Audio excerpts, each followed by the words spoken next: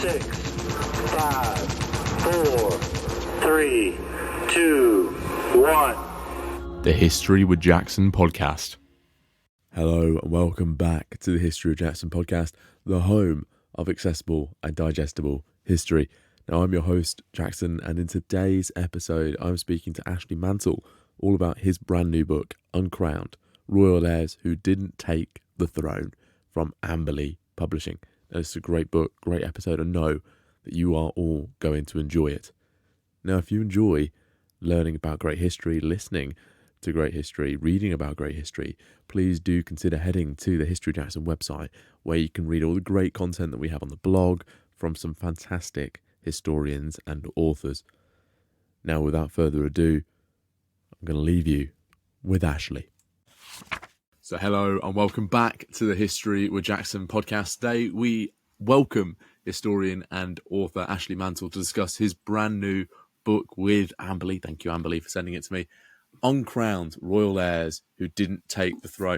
Now, I've got my copy right here, and it is a brilliant book. It's probably one of my favourite books that I've read recently, discussing so many different parts of British history, which we should really be discussing a little bit more.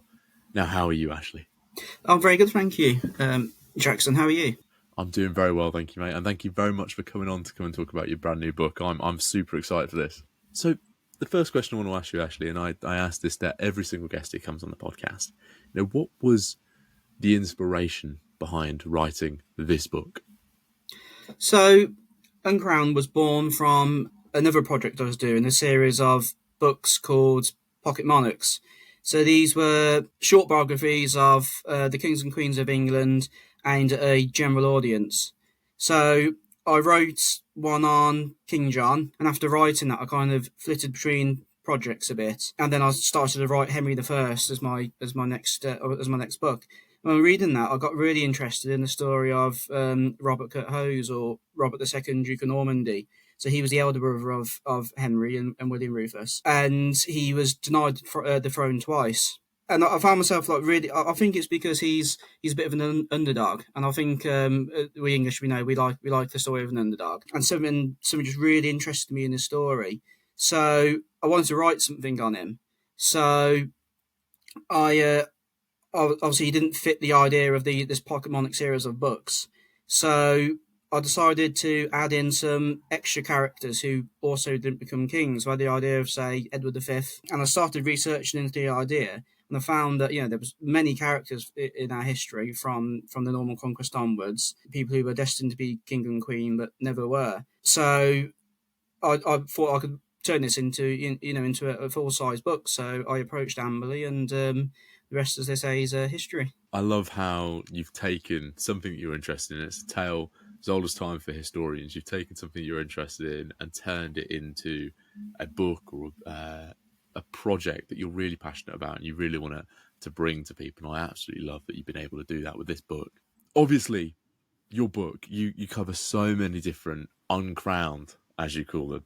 And I want to cover every single one of them. I know we can't, though, because it's not fair on everyone else. It's not fair on you. You need to promote different parts of your book.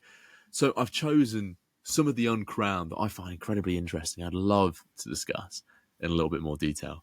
Now, one of them is someone who's probably overshadowed by events that happen after, and it's William Atheling. Now, who was William Atheling, and how was he the heir to the English throne?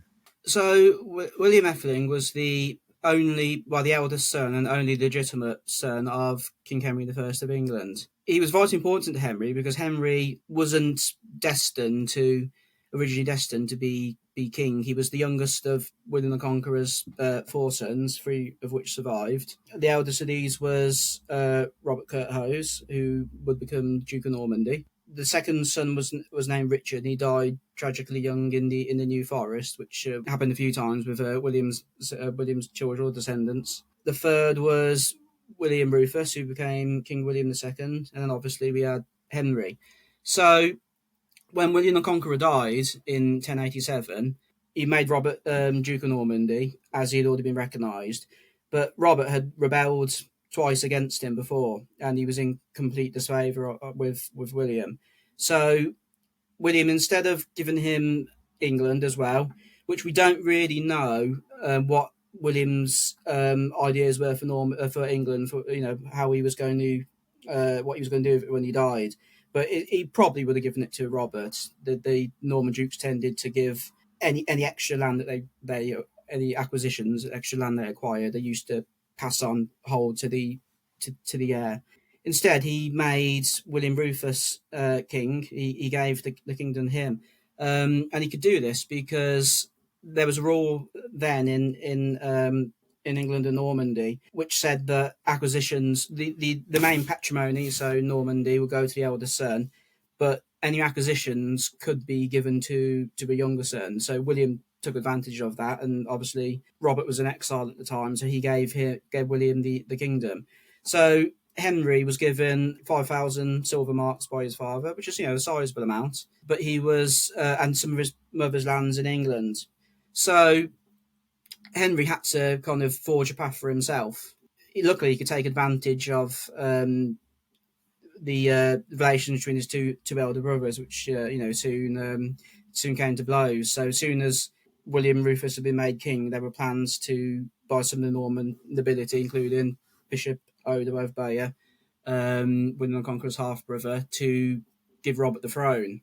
But Robert was he wasn't really cut out to be a duke. He was a big spendthrift. He was lazy and irresolute, and by the time he was to send soldiers over to help win the throne for him, because all the Normans were going to rebel against William Rufus, he'd run out of money, so he was forced to sell land to Henry. He sold him the Cotentin and the western part of Normandy, which is again a fairly large size part of land, for 3,000 silver marks to send the soldiers over. So Henry had already acquired some land, but he lost some of this, or a lot of this, later on when his two brothers basically came to peace, and they agreed to win back any lands that had been lost, that their father had owned, that had been lost when since Robert had taken power.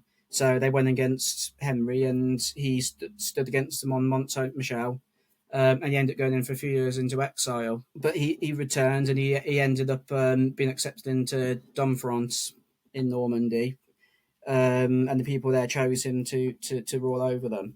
So William Rufus and obviously Robert ended up going to war a lot, and Henry fought for Rufus and Robert at different times. And then eventually Robert went off to fight in the First Crusade. So he mortgaged Normandy to William Rufus for the sum of about 10,000 silver marks, which is double what Henry had acquired. And then while he was away, he went away, and he obviously was successful. They won back Jerusalem. On his return in August 1100, William Rufus was out hunting in the New Forest when he was hit by a crossbow bolt by his companion Walter Tyrrell. Henry was fortuitously, or some might say, or by design, was present in the New Forest at this time, and he got on his horse. He made a mad dash to Winchester, which was at the time the where the royal treasury was kept. So he got there and demanded the money from the treasury, and he was challenged in the name of his brother, but in the end, everyone gave way, and he was elected king. So at the same time, Robert returned home, obviously to find that he'd been beaten to the kingdom once again. But Henry knew that he would find some support, and he would try and take the throne. So Henry needed to get his English subjects and as many people as he could on his side.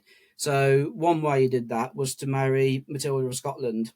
So Matilda of Scotland was a descendant of the House of Wessex. So she was the granddaughter of Edmund Ironside, King Edmund Ironside, and his son was Edward the Exile. So Edward the Exile was the father of Edgar Effeling and Margaret, who became Saint Margaret, and another daughter, Christina. So as she became Saint Margaret, married King Malcolm III of Scotland, and their daughter was Matilda. One of the daughters was Matilda. So she carried in her the blood of the kings of Wessex. So there was also this thing known as the Green Tree prophecy at the time.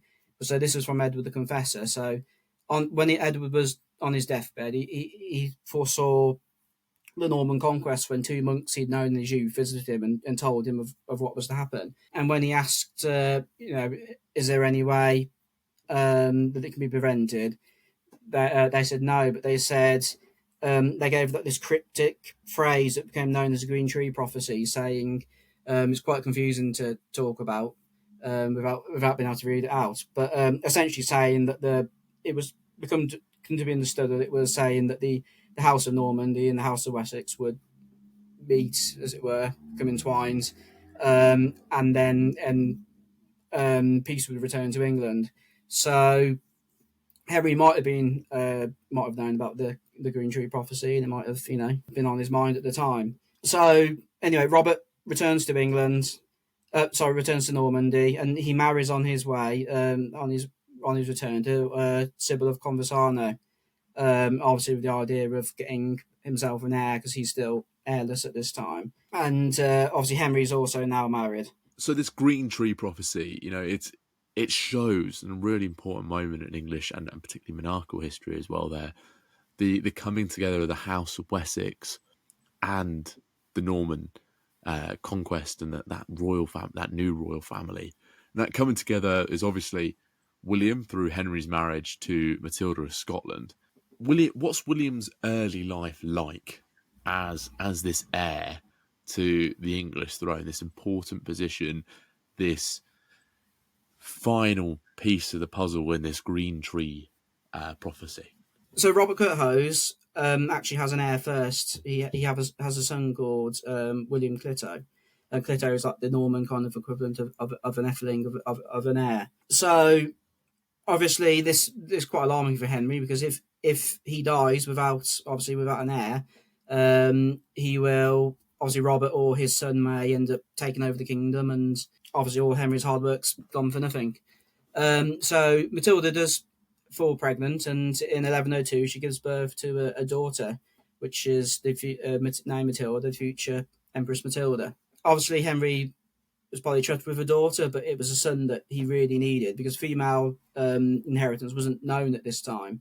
So it was a male there that obviously he really had his sights set on.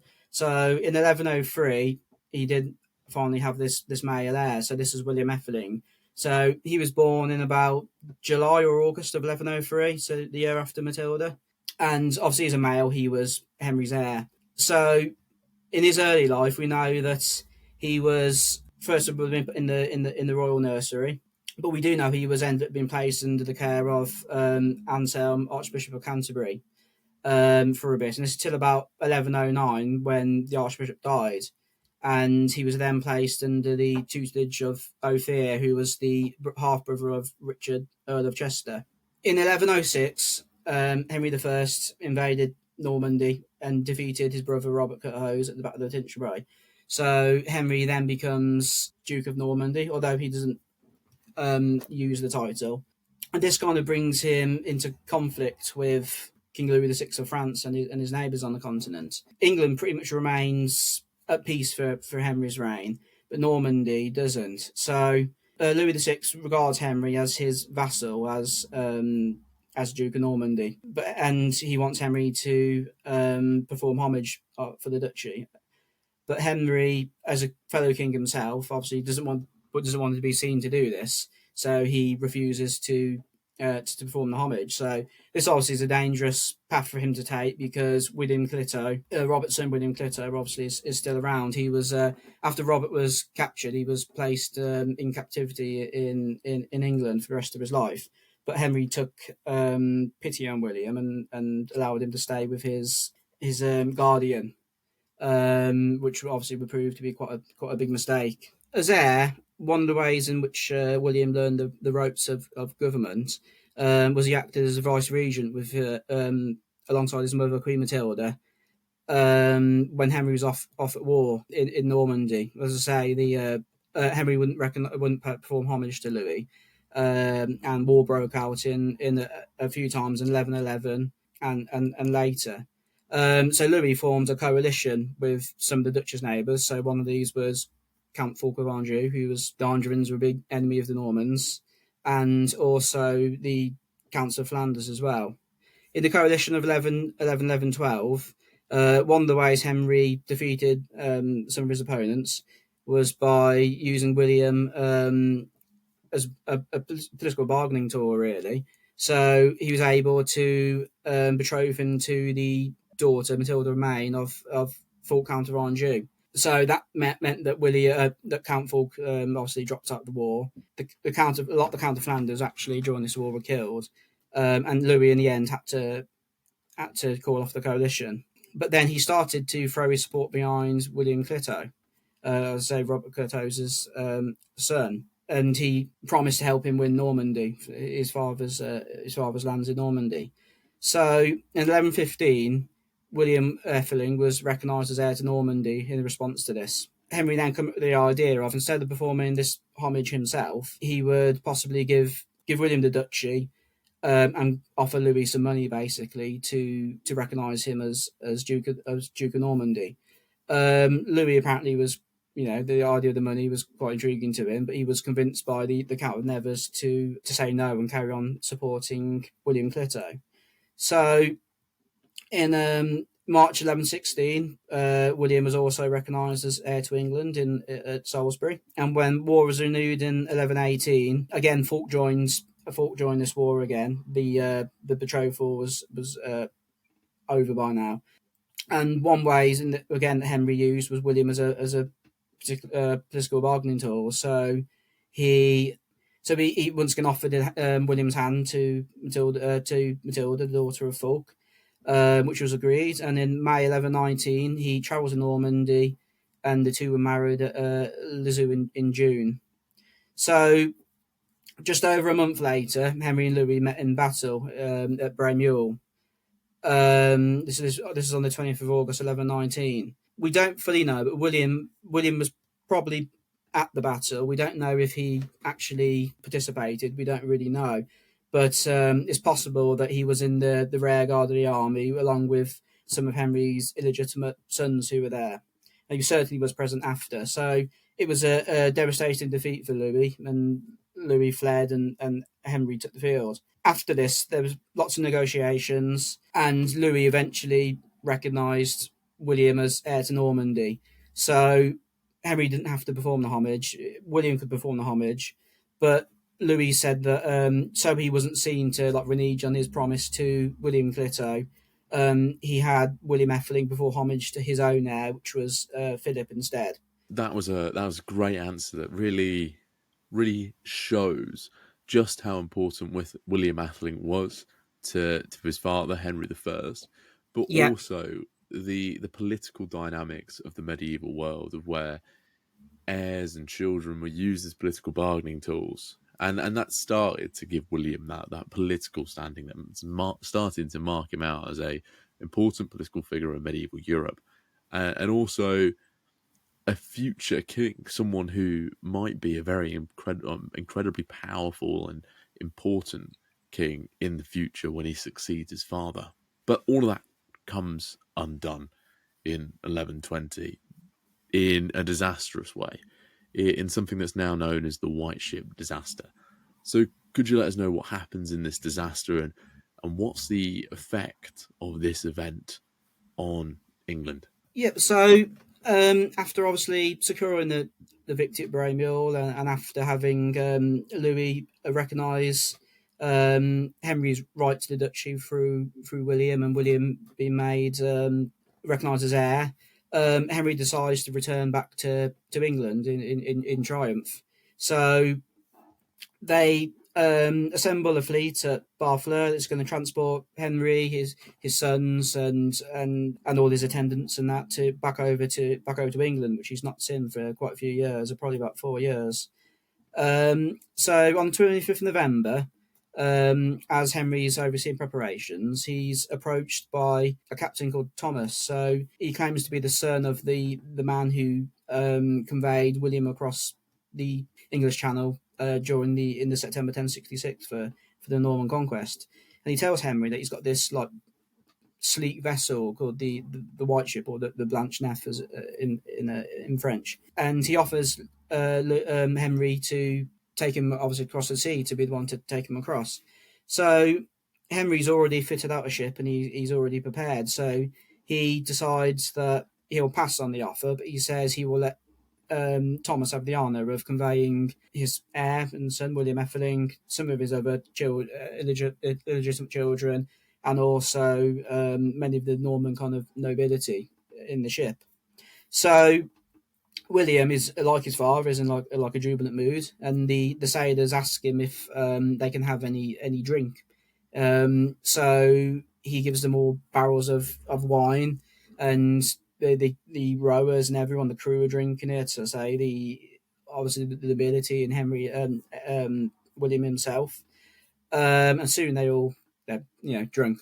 And you have this one instance, this one kind of one of those big what if moments at this point, where Stephen of Blois, who's Count of Mortain, and later is King Stephen, as we'll discuss soon. So he is going to come on board, but apparently he suffers from like a bout of, one chronicles is like a bout of diarrhea, and obviously he doesn't come on. So obviously, had he come on board the ship, the actual future of England might have been very different, which is always quite interesting to think about. So anyway, so Henry sets off in his ship, and the crew of the White Ship prepare, and they set off on the night. As I said, obviously they're all quite drunk now. And the passengers start saying to challenge Thomas to see if he can overtake the king's ship. So in their kind of his like drunken hubris, he's like he agrees and gets the rowers to do their thing, and the ship sets off, and but the drunken helmsman actually steers the ship off kilter, and it collides with a rock just off the coast of Barfleur. It obviously breaks some of the planks, and water obviously starts entering the ship. Now at this time, obviously most people couldn't swim, so obviously this was catastrophic. And not only obviously was the heir of England and Normandy on board, but also lots of the heirs of the great houses of Normandy and England. So water starts pouring on, and William is placed into a ship, like a ship's boat, and he gets out, and he's going along with his tutor over here. But he hears the cries of his illegitimate sister, the Countess of Perche, and she's obviously screaming for help. So he commands the ship to be the boat to be turned around, and he heads back in. Obviously, by this time the ship's the White Ship is obviously going underwater, and people are being swept off and everything off the ship. People are all in the water, and they all clutch at the prince's ship, and it gets overturned. So So William falls into obviously the cold waters, and he drowns. And one of the chroniclers tells us that Ophir, his tutor, took him into his arms, and they sank into the deep with each other. And so William Effeling was only about he was 17 at this time, so obviously a young man. So only the ship sank, and only one person survived, and that was a butcher from Rouen called Berold, who the only person who survived to tell the tale. So Henry obviously reached back home, and he didn't know, and eventually no one wanted to be the person to tell him that his only son was dead. Henry made what is really a big mistake in the fact that he only ever had two legitimate children, so obviously Matilda and William. Female rule obviously not being known at this time. It was a dangerous game to play. So one of the chroniclers, I think it might be William Malmesbury, tells us that Matilda was like content with having the two children, and that was it. But obviously that's probably not right. More likely she probably had problems getting pregnant again. And Henry seems to be content with his mistresses. But obviously this now means that his only son is dead. And when they ended up sending in a young boy who told Henry obviously what happened, and Henry apparently was said to like fall to the floor, and he had to be led off in his grief. And you can that really kind of palpable bit of history there, where you can really sense what this loss meant to him. Henry's queen Matilda had died by now as well. She died in 1118. So his only legitimate child he had was his daughter Matilda. But female succession was unknown, but also, to make matters worse, she was actually in Germany where she'd married Emperor Heinrich V, and she'd been sent over at a young age in 1110. So there was obviously now this real possibility that either Robert, who was still alive, languishing in captivity but still alive, or William Clitter, who was is obviously still a force on the continent, that they may become king and duke, and all Henry's hard work again would come to nothing. All this. So his first thought was obviously have another heir. So he married again a younger bride called Adeliza Levan, but Adeliza never actually became pregnant. So I mean, Henry obviously was a lot older; he's in his 50s at this point, and she never got pregnant that we know of, anyway. So obviously at this point, then William Clitter comes back out and he starts getting support again with the French king. So then in 1125, Henry's delivered some not really for him fortuitous news, because Heinrich V, Matilda's husband, dies possibly of cancer, and obviously she never had any children with him either. So now Henry can obviously start making plans. So he calls her back over to England, and in his Christmas court of 1126, he takes the unusual step of having the barons recognise her as heir to England and Normandy.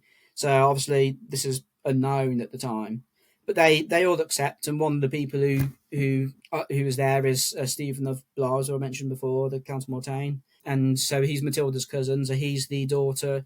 He's the son of a daughter of William the Conqueror. It really has a wide-ranging implication, really. You can see that effect of Stephen not getting on that ship and William dying, having that effect of leading England almost headfirst into the anarchy, even causing massive amount of succession disputes and political disputes between the different nobility of noble families and heirs in England at that time. And it's a very interesting case study of what happens when that heir passes away and creates a succession issue that plunges England into perhaps it's one of its darkest moments and darkest moments of civil war. Now I want to swap now to a slightly more modern example of an uncrowned heir to the throne, and that is someone who I found absolutely fascinating and I had never heard of before, Sophia Electress of Hanover. Now, the way you've spoke about her in your book, you've brought her to life as this incredibly important figure in British, and I'm making a distinction here, British monarchical history. Yeah. Who was Sophia Electress of Hanover, and why was she in line for the throne? Because Hanover, as some listeners might be aware, Hanover's in Germany, and she's in line for the British throne here. Right. So this is quite it's quite complex story of Sophia, really. But King James I of England and VI of Scotland succeeded to the throne in 1603. So he had 3 children. So he had Henry Frederick, who's Prince of Wales, who features in the book. He had Elizabeth, his daughter Elizabeth, and then he had the future Charles I as well. So Henry Frederick obviously was raised to be the future king, but he died in 1612. But Elizabeth was married off, so she was married to the Protestant Frederick V, who's Elector of Palatine. So the year after Henry died, Elizabeth and Frederick married, and then they went over to Germany, obviously, to where he had his power in Palatine. So they set up house in Heidelberg, which is the capital of the Palatinate. But in 1619, Frederick was offered the crown of Bohemia by the Protestant population, who had opposed their Catholic king Ferdinand of Styria. Frederick, against the advice of James I, agreed and was made king, and Elizabeth obviously was then Queen of Bohemia. But Ferdinand of Styria, who was the king of Bohemia, and who had been obviously deposed, he became the Holy Roman Emperor. So he wanted to win back Bohemia, which resulted in the Battle of the White Mountain in November 1620. So after this, Frederick, Elizabeth, and all their children obviously fled, and they ended up going into the Hague in Holland. So the Palatinate was forfeited as well, and they had to rely on the charity of the House of Orange.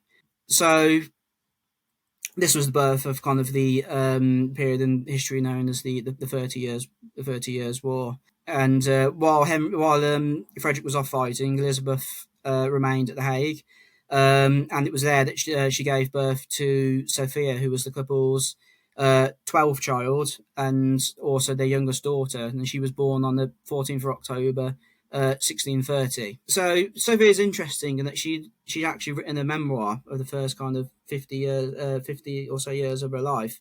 So we can really get to know her, in a way that we can't really get to know a lot of other historical figures in general, but certainly other characters that were in the book. And they even, the fact that she's 12 child, they even had trouble coming up with a name for her, and actually had to pick lots apparently, and Sophia was the winning name.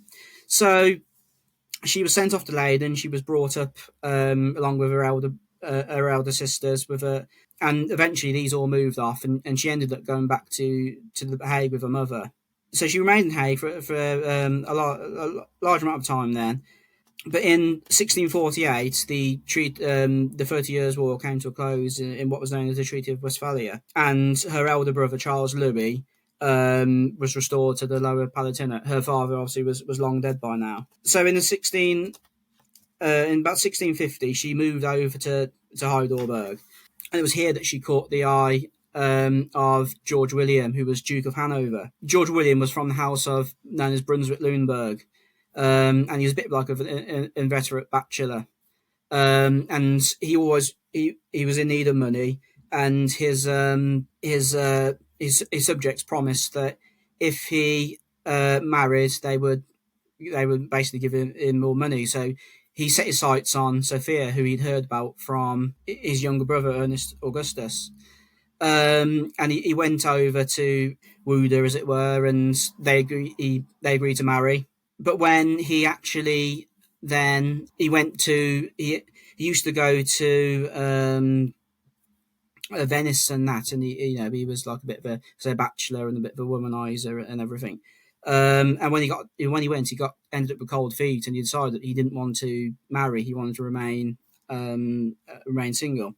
So he came up with this plot that he would marry, not go against his word, marry Sophia to his youngest brother Ernest Augustus. She agreed, and they ended up marrying in 1658.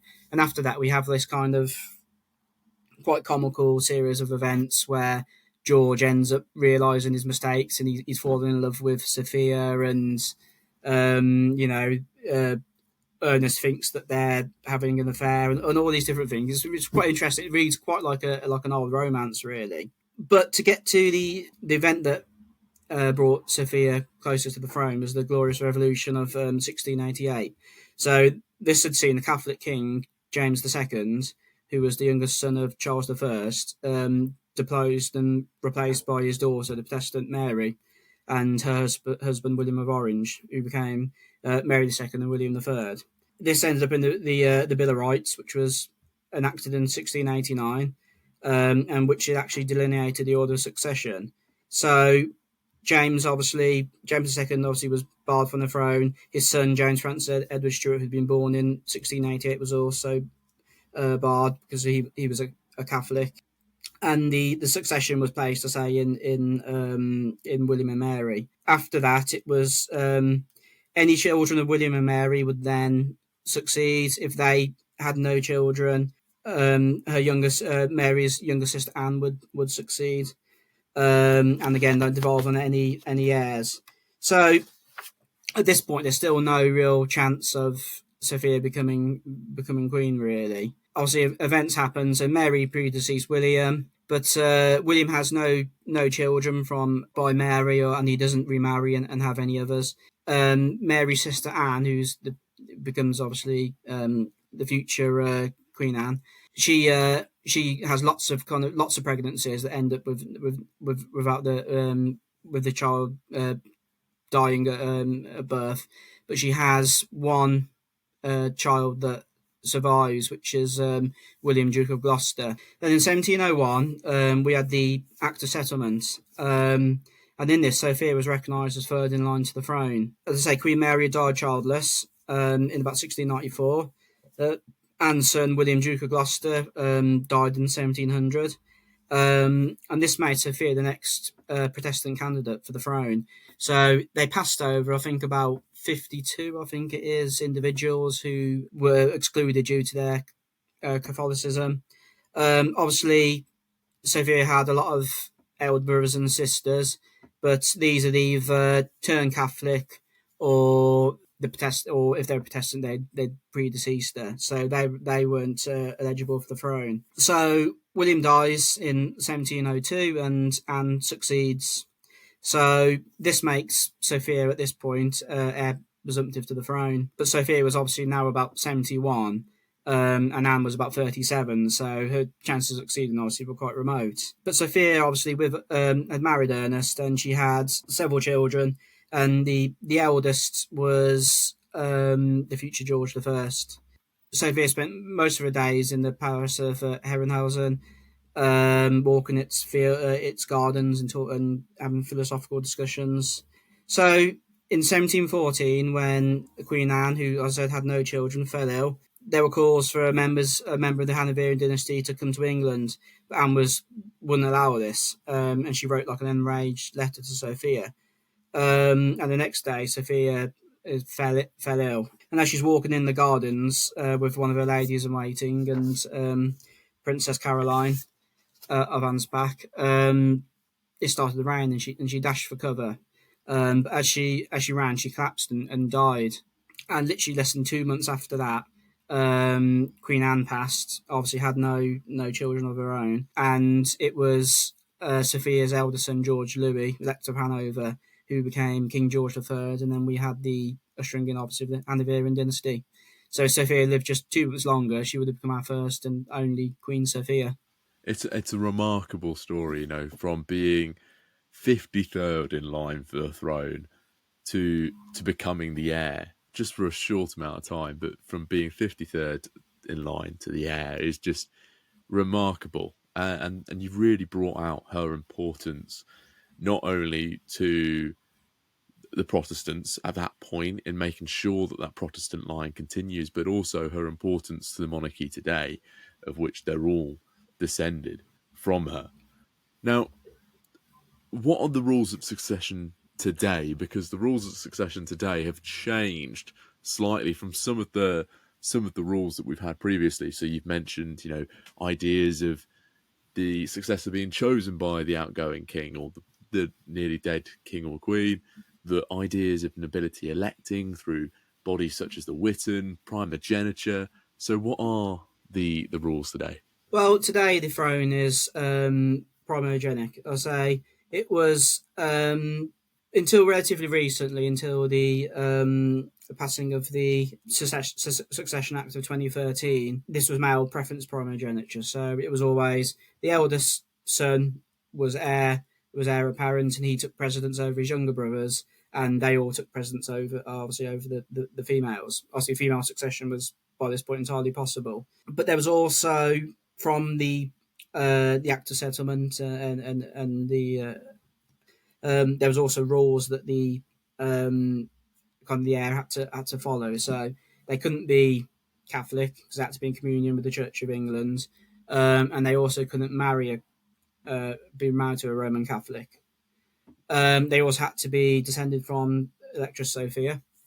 So in about 2011, they started to relook at the rules, because this idea, obviously, of the male taking preference over the female is not something really that we can accept in today's society. So this was actually, an act was passed, as I say, in 2013, and now it is the eldest child of the monarch who is heir apparent, regardless of the gender. We won't really see this come into play yet, because obviously William's heir is Prince George, and he is obviously male. But we can see it in the succession of the two youngest. So Charlotte takes preference over Louis, so he won't. If somehow obviously it ended up that George, didn't become king, he wouldn't. Louis wouldn't take precedence over Charlotte. So they've also done away with this idea of them marrying the Roman Catholic, so that's no longer true. But you still have to be in communion with the Church of England. So obviously, it's still barred to a Catholic at the moment. It's really nice to see that idea of continual evolution through monarchical history about who can succeed the throne, who can't succeed the throne, but also that evolution being more positive than it perhaps was in the 1600s and less discriminatory than it was, say, in the 1600s. Now, Ashley, your book is awesome. You've really detailed the importance of a couple of really fascinating uncrowned heirs. Now, I want to ask you, final fun questions we do for all the guests here on the History of Jackson podcast. Who is your favourite, or who was your favourite uncrowned to write about? Well, I would say my favourite character would have been Robert Curthose, because he was the genesis of the book, and just someone who really fascinates me. I just think the idea that he lost the throne really through kind of incompetence in a sense. He was quite a bit of a tragic figure when he ended up spending the rest of his days imprisoned, and his son obviously ended up dying, and but there's moments of kind of greatness in his story. You've got what he did in Jerusalem in the First Crusade, although there is evidence that he still was a bit lazy and perhaps in parts. So his was probably for me the most fascinating. I just loved that period of history. I loved the Norman period. And I say just that idea of, I think it was that, the fact that we always love, the underdog, I think helps there. But just to kind of put it into two, I really enjoyed Sophia's as well, because she was a figure that I didn't know a lot about. It was really important to our history. But also I just loved her memoirs. I just thought it was so nice to, when I wrote that, to have that to hand, rather than little bits from chronicles and governmental records and that kind of thing. To actually have the person's voice there in front of you, and there was just that kind of, there was all the kind of bits where it reads a bit like a romance and stuff. It's just quite interesting. So I really, really enjoyed writing about Sophia. I really like that distinction, that personal preference of who your favourite person was. But also, I think the Sophia one there, you're getting into more the mechanics of writing and the ability to actually be able to write a bloody good chapter. And sometimes it does rely on primary sources. Now, obviously, our listeners are going to want to go away and grab a copy of your book and interact with you online. So where can they find uncrowned royal heirs who didn't take the throne? And where can they find you, Ashley? So, Uncrowned is available on Amazon. It's available from Amberley's own website. And you can also find it, in some stores around the country. So Waterstones and perhaps other historical attractions like Ludlow Castle. But if anyone wants to speak to me, I've got a Twitter, which my handle is @AshMantleAuthor. And I'm also on Facebook. I have a page on Facebook as well. So if anyone wants to ask me any questions or anything, or they're free to ask me there. Fantastic. And I'll make sure a link for your book and your social medias is in the description below, so people can go away and grab a copy and also interact with you. So thank you very much for coming on, Ashley. I really appreciate you giving up your time to come and talk to us about Uncrowned. No, thank you, Jackson. Thank you very much for listening to this newest episode of the History with Jackson podcast. Now, this episode with Ashley was absolutely fantastic to learn about two of these uncrowned heirs of the English and the British throne. Is something that's really fascinating. It's an area of history we genuinely do not touch upon as much as we should. Now, if we enjoyed this episode or any of the content that we create here at History of Jackson, please do consider heading to the Buy Me a Coffee profile in the description below to support History of Jackson and to continue to do what we do here, or head to History of Jackson Plus on Apple Podcasts to support us as well. Thank you very much for listening. We've got a load of content scheduled for 2024, and I hope you are ready for it.